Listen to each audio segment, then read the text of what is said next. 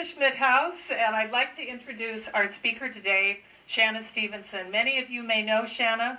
She is a local historian, state historian. She has written various historical books. She is currently the director of the Washington Women's History Consortium.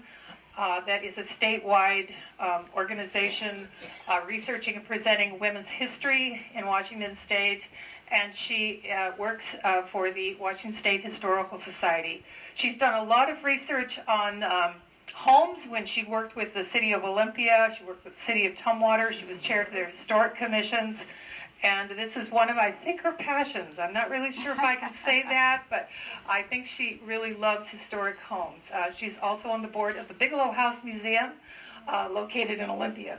Excuse me. So let's please give Shanna a very warm welcome. Well, thank you, Carla.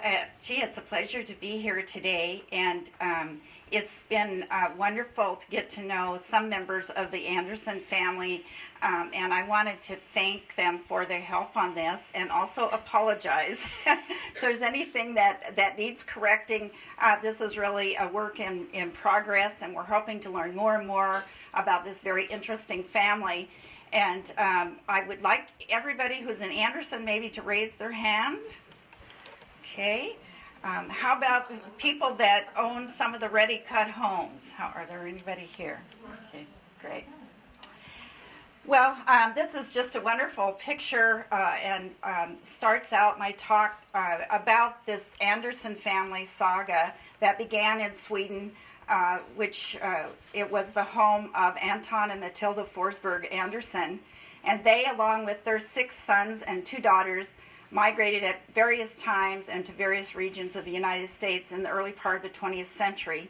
These siblings and parents came together in Olympia and Tumwater to form Tumwater Lumber Mills Company, Tumwater Ready Cut Homes, Olympia Harbor Lumber, and elsewhere the West Coast Pulp Mills. And they also initiated a number of other innovations in the lumber industry. Well, the Anderson family were from Erksvågen. I'm not sure if I'm saying that right, but they owned and operated sawmills, as I understand it, in their native Sweden. And I think their philosophy is very interesting, and that's a theme that's going to run through my talk today, was that they wanted to utilize all of the bounty of the forests and make sure nothing was wasted. And I think their many businesses really reflected that ethos, that idea that they didn't want to waste anything. And when they came here to this area, they really implemented that in many of their businesses. Well, Nils Anderson, who was a brother to Anton, came to the United States in the 1880s and located on Camino Island, and then successively other members of the family came to this area. Arthur Anderson came to Olympia in 1919 after residency in New York, beginning in 1906. He returned to Sweden and then came to a little town called Fort Dodge, Iowa, that seemed to be a place where several of the brothers came. He went there in 1912. He later married Emma Osterloff in Seattle in 1918. He was associated with Olympia Harbor Lumber and Ready Cut Homes. Stan Anderson came to the United States in 1906 and to Olympia in 1920 and joined his brothers Arthur Ossian and Edward in their business. He married Helen Hansen in Pennsylvania in 1915. Stan Anderson was very well educated. He graduated from the Cooper Union in New York. He was an electrical and mechanical engineer, and he used his design and architectural training to create designs for Tumwater Lumber Mills houses until his untimely death in 1925. His brother Olaf succeeded him in creating the designs according to family members. Ossian Anderson came from Sweden to Seattle in 1910, and after schooling joined his uncle Nils in the logging industry on Camino Island. He later came to Olympia in 1919, and I'm going to be talking more about his illustrious career in the pulp and paper industry later. He was married in 1916 to Mabel Anderson. Edward Anderson was born in Sweden and came to the U.S. in 1912. He worked on a sailing vessel in New York and later went to Fort Dodge as a carpenter and cabinet maker. He came to Seattle in 1918 and then went to Alaska to supervise building the Northwest Fisheries Company cannery building, and he joined his brothers in 1919 in Olympia. He married Helena Wickstrom in 1920. Carl Anderson came to the United States in 1914 and joined his brothers Edward and Arthur at Fort Dodge. He returned to Sweden but rejoined the family in 1920 when the mills in Tumwater were thriving. He married Charlotte Wickstrom in Sweden in 1917. He enlisted in the Army during World War I, and he was discharged at Vancouver, Washington, and he was active in Olympia Harbor Lumber and Tumwater Lumber Mills. Olaf, the youngest brother, came to Olympia directly from Sweden. He married Evelyn Sandberg here in Olympia in 1928, and I'll be talking more about his businesses later. Well, we don't want to forget Aunt Amy Anderson. She was the oldest of the family, did not marry, and she was the office manager for the operation of the family businesses in Olympia and Tumwater. And I understand she was at the helm of the finances of the businesses. She was also active here in Olympia. She was a founding member of Zonta, which was an organization for professional women. Well, the youngest of the family, Lily, married Victor Wickstrom in Olympia in the 1920s, and her husband worked with the brothers, and then they later established lumber mills in California and Oregon, and their family business, Banks Lumber, still endures in Oregon.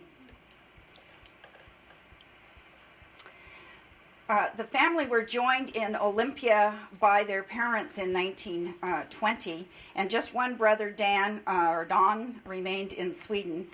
And I think it's really the combination of the experiences and skills of this large family that contributed to their great success in all of their endeavors.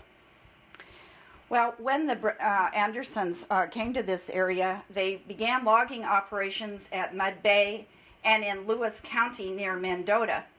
In 1919, brothers Edward, Ossian, and Arthur purchased a small sawmill in Tumwater, which had been known as the Lee Shingle and Lumber Mill near the Upper Falls, and used a dam on the Deschutes as a log pond. The first name of the firm was Anderson Brothers Mill Company.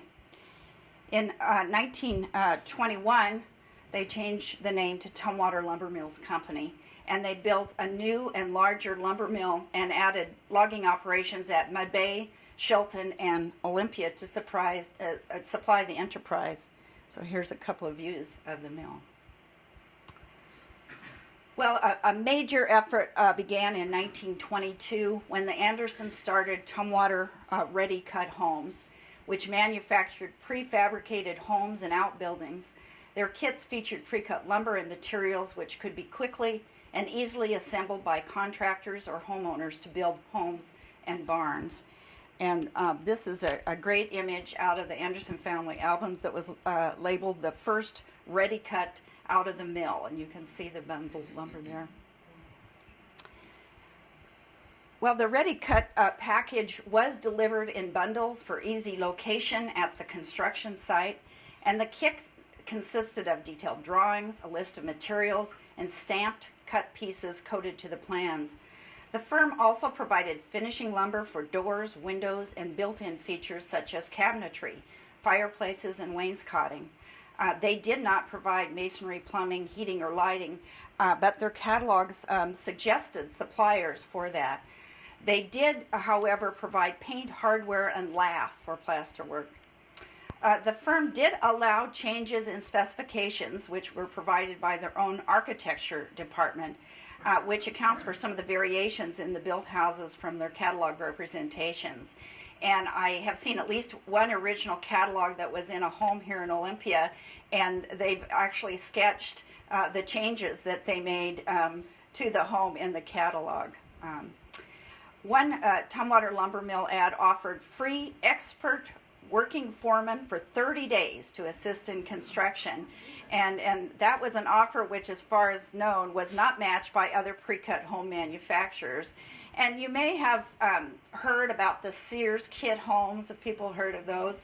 Well, this is our own homegrown business, and they very much far outpaced any Sears homes in this area. This concept of a kit or prefabricated house was very popular for many reasons. One, it was associated with the early 20th century ideas of mass production and efficiency, and not unlike the creation of the auto assembly line that substituted standardization for craft skills. Architects as well were fascinated with the concept of the houses as an extension of the machine age.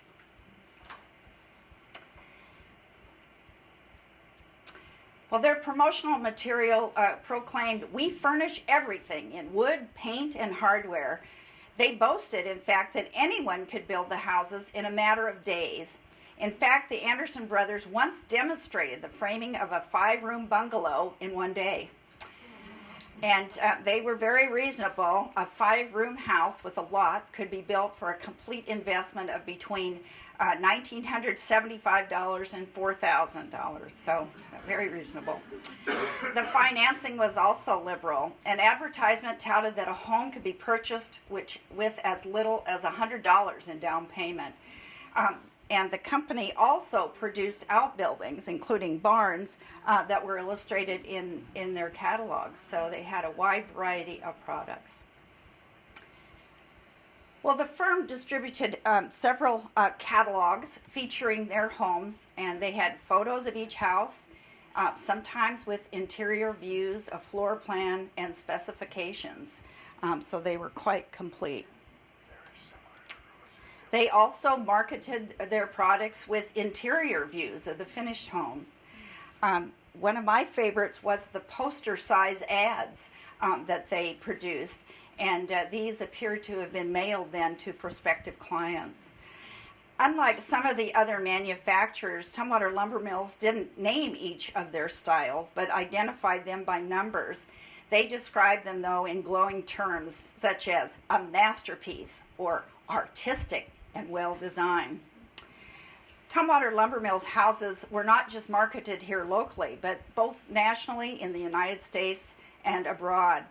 They were sold on the East Coast and even in Europe. In fact, at least one of their catalogs boasted testimonials from such widely scattered areas as Petaluma, California, and Earlville, Illinois. An Anderson family member also recalled that the houses were advertised in premier modern magazines such as Mechanics Illustrated. The American Lumberman announced, in fact, in early 1923 that Tumwater Lumber Mills had opened a Portland, Oregon sales office.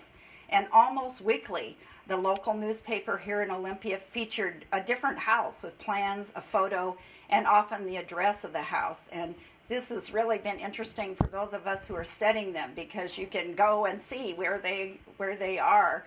And believe me, once you kind of get an idea of their plans, you see them everywhere. The firm found plenty of eager buyers in the company's own backyard.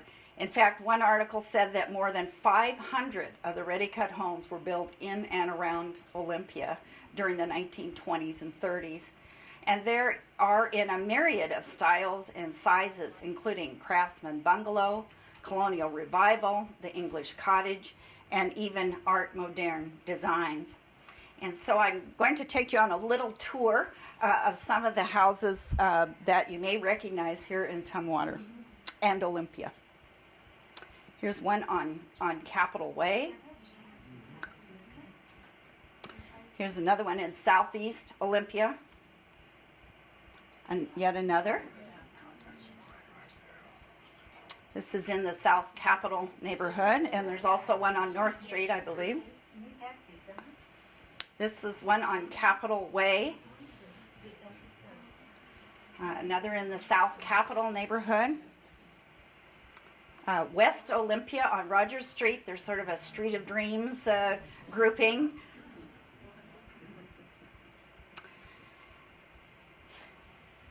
These are houses that are really well represented in historic registers in Olympia and Tumwater, and others are contributing to important historic districts, especially the South Capitol neighborhood in the city. And along Capitol Way, formerly Old Highway 99 in Tumwater, which would have been just north of the original location of the firm, many of the Anderson brothers built homes, which were their own residences, featuring company designs in an area that we all call Swede Row. This was what the area looked like. Here's a contemporary view. It's kind of across the street from the Tumwater Safeway. And here's one of the houses that's in Swede Row, along with the catalog image of it. As I mentioned, they sometimes developed rows of houses and in several neighborhoods, and they marketed them as a group. And this is in the South Capitol neighborhood, a whole row of the houses that was featured prominently in one of the catalogs. The Anderson family also, from title company records, appears to have financed several of the houses and then resold them. The Tumwater Lumber Mills houses were similar to other kit manufactured homes in the area in that era, as they represent the most popular styles, and that was true even though some of those styles had really fallen out of popularity. They continued to manufacture them. Well, the Tumwater Lumber Mills advertising was similar to other manufacturers as well, but the Andersons added what value they could add to the manufactured homes. They said they could select the best lumber for their houses since they operated their own large lumber mill. Their advertising stressed the strength and durability of the houses. The firm also cited the economies realized by purchasing a pre-cut home. Their houses were more accurately manufactured than stick-built homes, required less skilled labor, and had less waste, and afforded the owners even more savings since they didn't have to hire an architect. And I think some of the pictures here are of them framing the house, which I mentioned earlier. Buyers only paid freight on what they actually used. For Olympia and Tumwater, the advantage of having this hometown manufacturer of affordable housing must have benefited many families who moved here for manufacturing and government jobs. The original owners of the historic register Tumwater Lumber Mills houses range from laborers to professionals, so no one class bought the homes as far as can be determined. And they exist in all neighborhoods developed in the early 20th century, Olympia in particular. And the range of styles allows for diversity within the areas while creating a distinctive ambiance and historic character in our area. Well, the Anderson brothers and their families later built more substantial homes in the city, which are almost all historic register properties as well.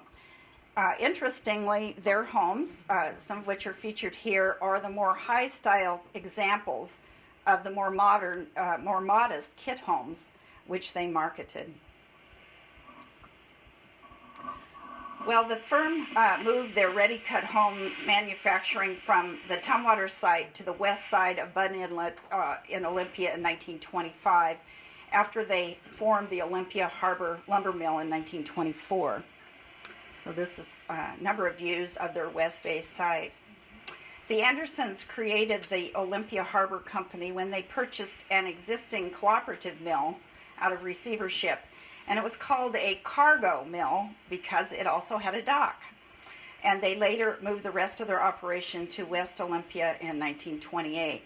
And it made a lot of sense because they were just north of the bridge across Bud Inlet there, and you can see they were then just across the inlet from the Port of Olympia.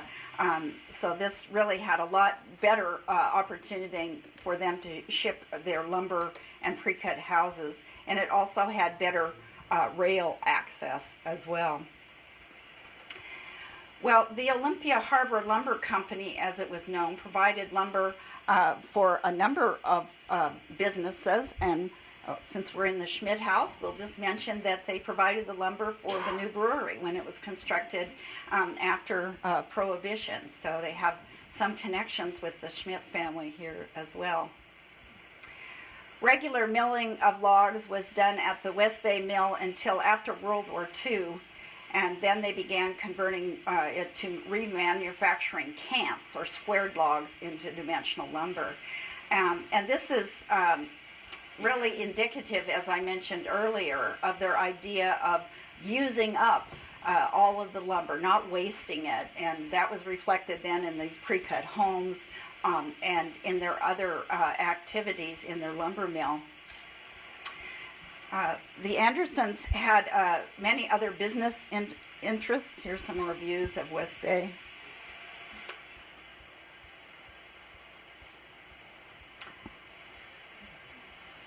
They imported the first Swedish gang saw to Olympia, which allowed the sawing, again, of these smaller sized logs that had previously been wasted during the first great sweep of logging across Washington. And they really advertised widely in most of the commemorative newspapers about, how great Olympia is. You'll see a lot about their contributions to the economy of the area. Well, here's their little office that was on the west side. The Andersons closed their West Bay Mill in 1957-58, and they closed the retail yard sometime later, around 1960, although the ready-cut home business was closed, we believe, by 1946. And this is somewhat ironic. You would think with the post-war housing boom that this would be something that they would be very popular and that they would want to continue on. It was Carl and Edward Anderson who ran the business in Olympia until it was liquidated. And there are several reasons for the decline of popularity of the prefabricated houses after World War II. One of the factors that there began to be variations in local building codes, and that made a house shipped from another location unacceptable in some localities.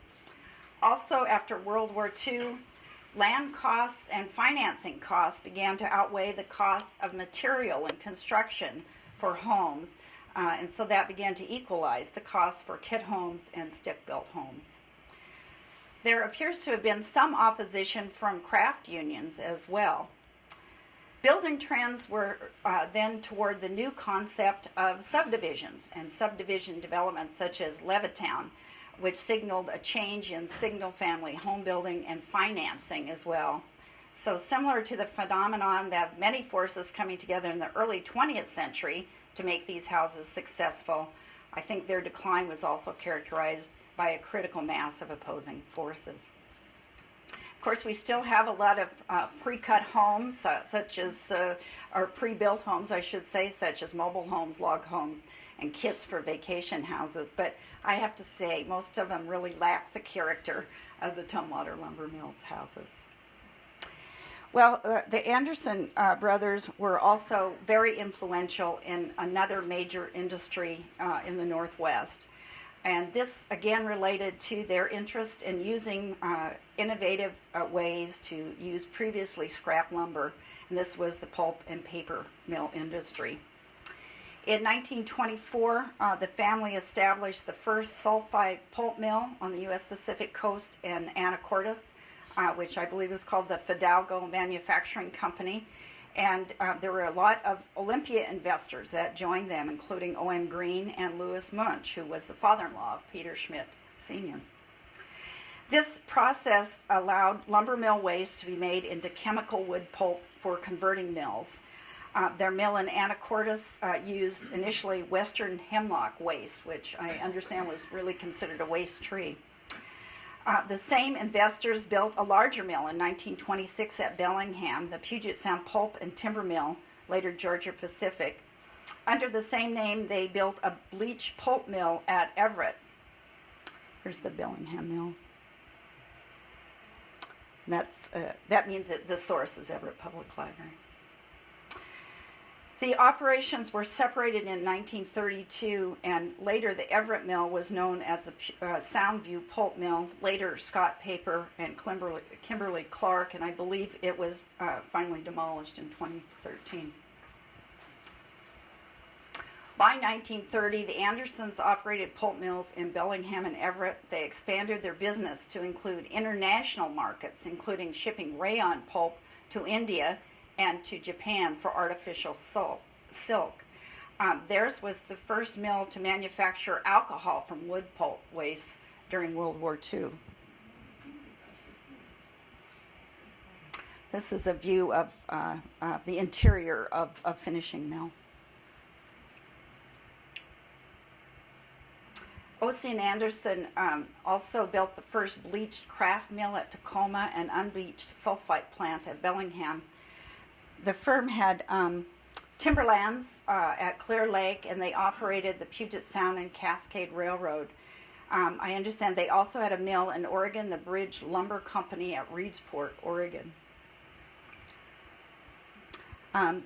Ossian is, let's see, that would be on your left, kind of sitting on the log at the bottom there. He was really a leader in the industry. He was often called upon to represent the industry, promoting the business during the Depression era to President Roosevelt. He also went on to serve as vice president of St. Regis in New York and was general manager of St. Regis Kraft and Paper Mill in Tacoma before his untimely death in 1942 at the age of 51. He had been importing chipwood from Vancouver Island, and at the time of his death planned to open an operation there. Today, the mills are mostly gone. They've been dismantled, and the pulp and paper industry, as we all know, with our recycling bins, has really been transformed into more of a recycled process and more environmentally friendly. Another brother, Olaf Anderson, left the Olympia business in the 1930s, and he went on to build a number of houses in the Southwest, and other members of the family worked with Ossian to manage the pulp mill business.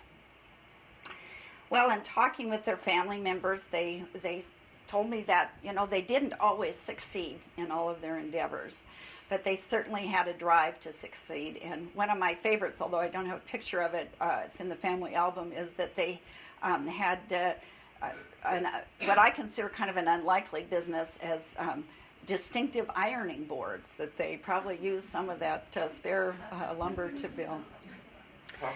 Well, I've been privileged, and Carla and I have been very privileged to work with the wonderful family members of the Anderson family and look into some of their family albums. And so I'm going to be going through a few of them, and I think you'll be charmed. And I think it's very interesting to think about this immigrant family coming to this area, all came from Sweden, and all really making such a mark on our area. So this is Swede Row, and you'll notice kind of the dirt road there, and of course that was before Capital Way or Old 99 was put through. So their houses would be. There's a little laser thing underneath where your ducks are. See the little laser thing, or your mouse? You could use your mouse. Oh, well. It's right under where your notes are on the stand. Oh, I see it. I got it. Okay. Let's see if I can pinpoint. So this would be up in this area where the family homes would be. So that was before the road was put through. Here's a view of some of the lovely homes that you can still see today, although we found it was kind of hard to get good images of them because there's a lot of trees grown up there. Some of these little bushes may have grown up over the years. This is a wonderful family image of generations of the family. And are they cute or not? They're very cute. And some of you may recognize some of your family members there. This is really one of my favorite images. Those of you who are from Olympia would recognize that it's in downtown near the old Capitol and former Carnegie Library. And I'm assuming they were going to be part of a parade in Olympia, but they've got one of their, kind of a version of one of their pre-cut homes that they're showing off for the community. This is another view of the family. I think the grandparents, Anton and Matilda, are pictured there. This looks like a summer outing of the family. Since we just had some snow here, I thought it might be fun for you to see this image of Swedrow in the snow. And it looks like they had a lot of fun. Since they had great carpenters in the family, it looks like they built some fun things for the kids of the family. I put this in because it was in the family album, but some of you may know the Long Bridge from Tumwater to the South Capitol neighborhood, and this is an especially good image of that. Probably taken from the back of one of the family homes. Again, I have to take a minute to orient myself here of where the after this is what the area looked like after Old 99 or Capitol Way was put through, and that would be looking north, and this would be looking south, and so the homes would be down in this area. Yeah. Well, I always like to kind of come full circle on these things, and one of the family members said, "Oh, you've got to go see the family plot at the Tumwater Cemetery." I think it was you, Dave. And so I went over there and spent a little time.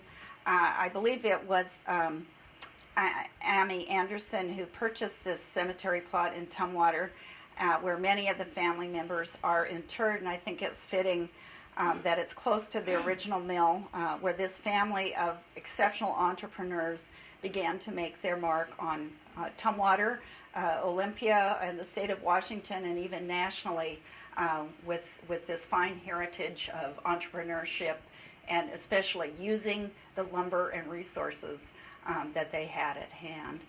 So that concludes my remarks, and I wanted to leave a lot of time for comments maybe from the family or people who may have known members of the family. So you want to feel free to comment on that, maybe some memories or anything that you want to add, or I'd be happy to try to answer any questions, but I think there's some experts here in the audience too.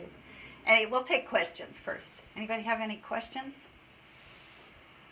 Yes? Why did the family leave Sweden? You know, I think that's probably for the family to answer, but I think they saw, like a lot of people coming to this country in the early 20th century, probably saw a lot of opportunity. And as I mentioned, they took advantage of education here in the United States. I'm not sure why they went to Fort Dodge, but I'm sure they saw opportunity there.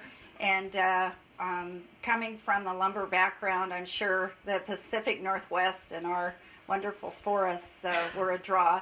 And the uncle, Nils, had come in the 1880s to Camano Island, and there's a great history of his family up on Camano Island too. So like a lot of immigrant families, I think one member would come and say, hey, you know, the opportunities are great here, come and join us. So that's what I know. Maybe some family members know something else. Yes? You mentioned Mud Bay. What was the operation in Mud Bay? As I understand it from the sources I have, that they had some logging out at Mud Bay. Yes?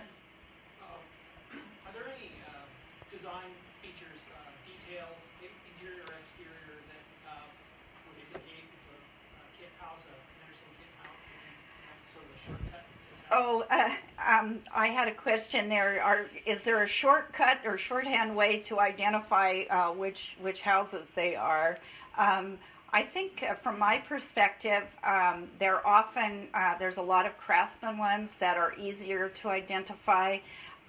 Once you kind of look at some of the catalogs, and I think, Carla, you made a copy of one of the catalogs that's here so people can look through it. And they often had, on the interior, I showed a few interior views.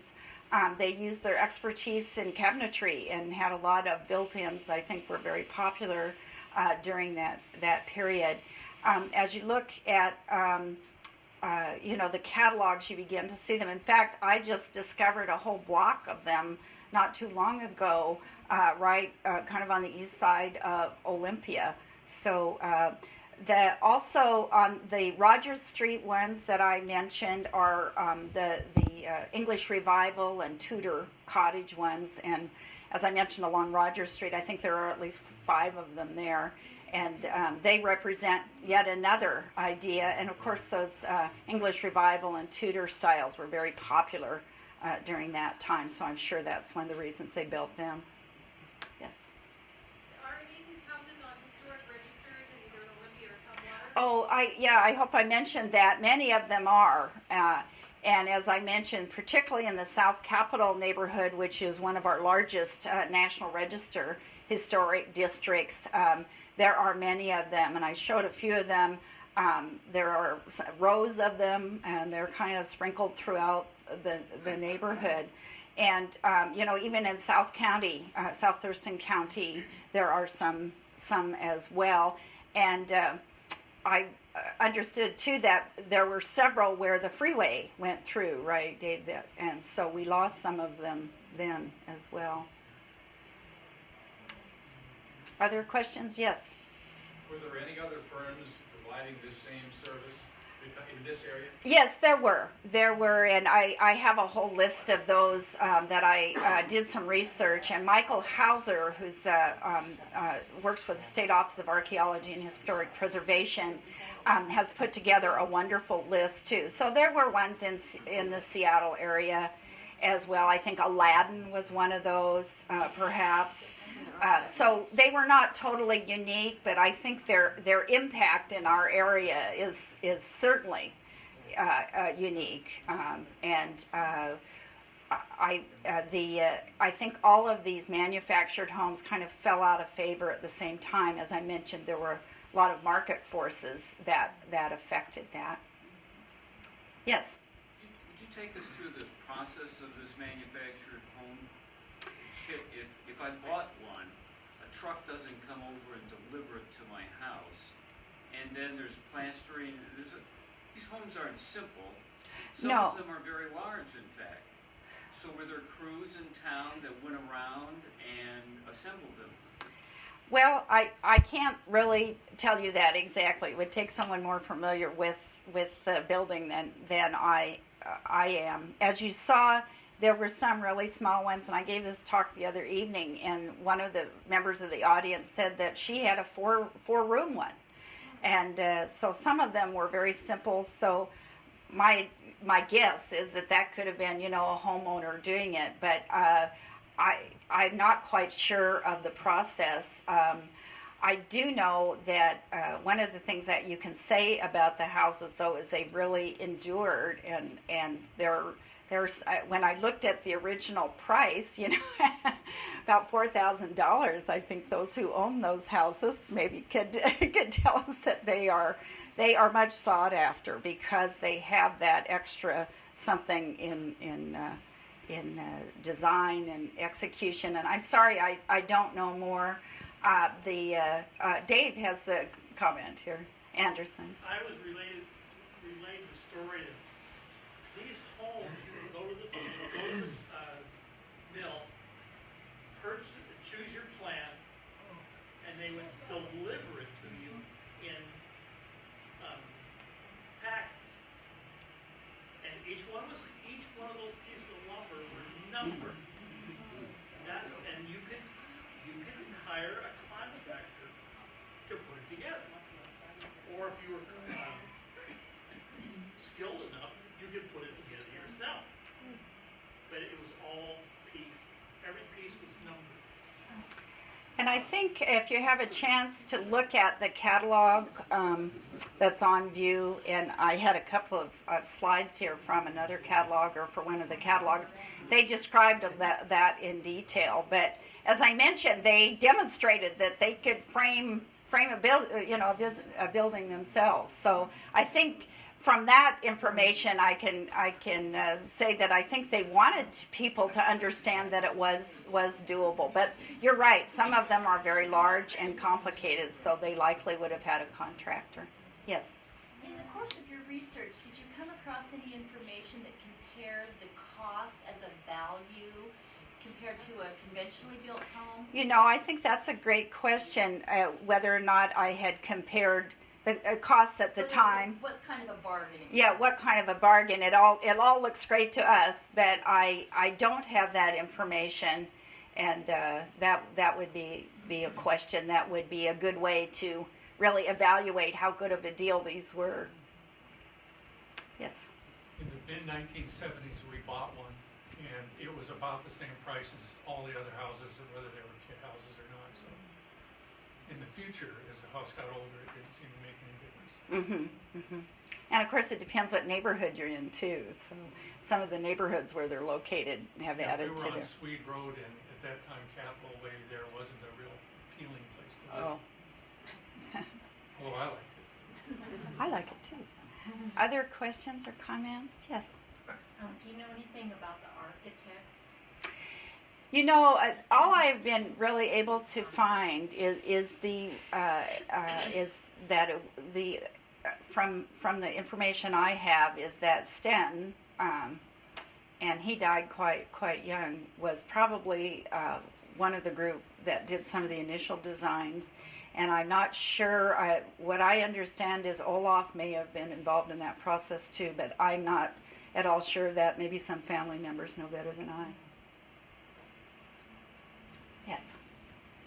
Were there many of the plans and the actual directions for cutting the kits preserved from the records of the mills? You know, I don't. In fact, I was just talking to a family member this morning, you know, doing that last bit of Googling, and found a family member, and my heart sank when she said, you know, we used to have a lot of those records around here, and so I guess that's a lesson for everyone who has family materials and records. Think about ways to preserve them, because you know they would help answer some of the questions that we have about this important industry. So I'm always hoping that one of these times there'll be someone who say, "Oh, I have one of those homes, and gee, I have everything that went with it up in my attic." So you didn't find any in your house, did you? Anna, I wonder if you could ask in this audience how many people are living or own one of these houses? Anybody here? But yeah.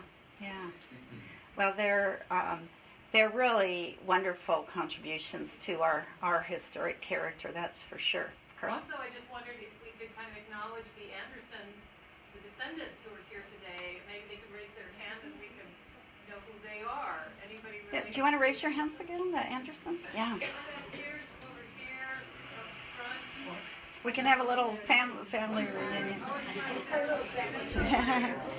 Well, any other questions or comments? I wanted to let everyone know that it's just the current family members are wonderful to work with too, and I'm hoping that we'll continue this research and documentation about this family. And I don't know what the ultimate goal might be, but I think it's just really important to understand the contributions of so many people to making our community what it is today.